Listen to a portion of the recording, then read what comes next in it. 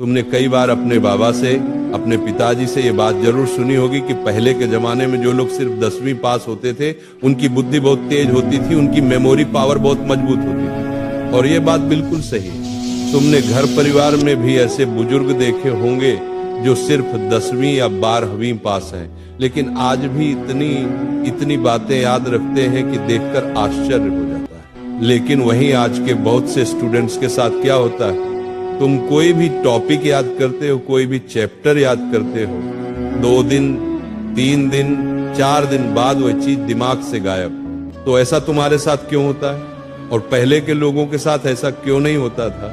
ये बात समझो। जाने अनजाने तुम कुछ ऐसी गलतियां कर रहे हो जो धीरे धीरे तुम्हारी मेमोरी पावर को कमजोर कर रही है। अगर समय रहते इन गलतियों को नहीं सुधारा तो जितना चाहे पढ़ लो, सब भूलते जाओगे। लेकिन अगर आज से ही ध्यान दे दिया तो 10, 15, 20 दिनों बाद तुम्हारी मेमोरी पावर फिर से मजबूत होने लगेगी और जो भी चीज दिमाग में डालोगे वह लंबे समय तक वहीं टिकेगी। पहली गलती, पढ़ाई से पहले बाद में अत्यधिक सोशल मीडिया।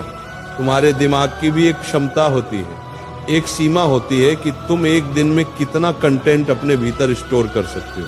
अब तुम पढ़ने बैठते हो, लेकिन उससे पहले भी सोशल मीडिया, पढ़ने के तुरंत बाद भी सोशल मीडिया, और किस तरह का कंटेंट, कभी म्यूजिक, कभी कॉमेडी, कभी फालतू चीजें। इस सब के बीच जब पढ़ाई आती है तो दिमाग कहता है, भाई मेरे अंदर पहले से इतना कचरा भरा पड़ा है, अब मैं कहां और क्या स्टोर करूं। इसीलिए जो भी चीज तुम पढ़ते हो वह दिमाग में ठीक से फिट ही नहीं होती, क्योंकि पढ़ने से पहले भी दिमाग भरा हुआ था, पढ़ने के बाद भी दिमाग फिर उसी में लग जाता है।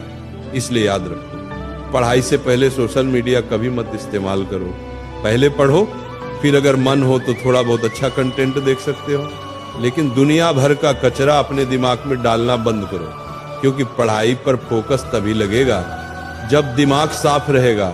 दूसरी गलती, सिर्फ रटकर पढ़ना, लिखकर अभ्यास न करना। बच्चों, बहुत से स्टूडेंट्स आलस की वजह से सवालों को लिखकर नहीं पढ़ते, बस एक बार रट लेते हैं, फिर कॉपी बंद और मान लेते हैं कि अब याद हो गया।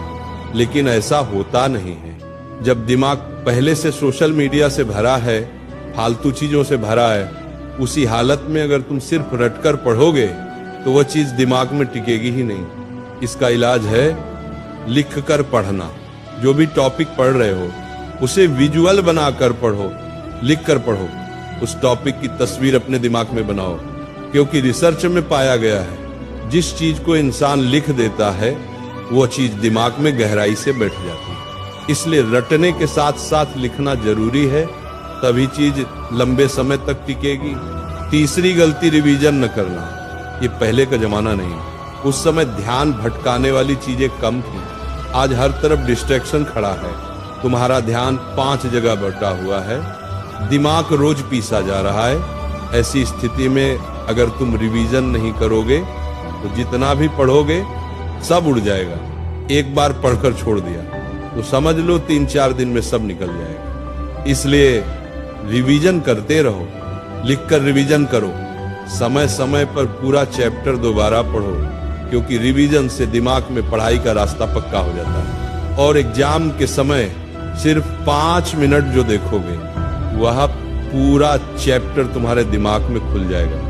यह ज्ञान अगर आज से अपनाया तो आने वाले कुछ ही दिनों में तुम अपने भीतर एक नई ऊर्जा महसूस करोगे। अगर तुम्हारे साथ यह समस्या होती है कि तुम पढ़ते हो, बहुत पढ़ते हो, लेकिन याद नहीं रहता, तो आज से ही ये 3 गलतियां छोड़ दो। सोशल मीडिया का अत्यधिक उपयोग बंद करो, लिखकर अभ्यास करो और समय समय पर रिवीजन करते रहो। तुम्हारा दिमाग मजबूत है, बस उसे सही दिशा चाहिए, सही आदत चाहिए, थोड़ी सावधानी चाहिए।